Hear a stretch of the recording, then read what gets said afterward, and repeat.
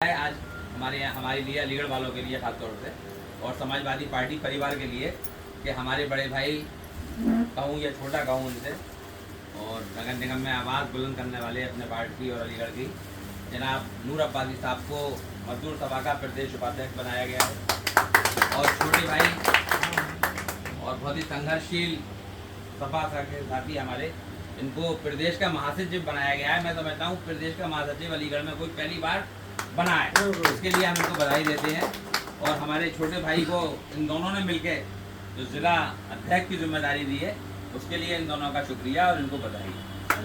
हमारे बीच हमारे बहुत ही लोकप्रिय पार्षद और छोटे भाई श्री अब्बासी साहब आए हुए हैं जो 2 बार के पार्षद हैं बिजपुरा से और 1 बार के पार्षद हमारे राजा भैया जो छोटे भाई हैं और ये हर बार के पार्षद बनेंगे, 1 बार के ये आए हुए हैं।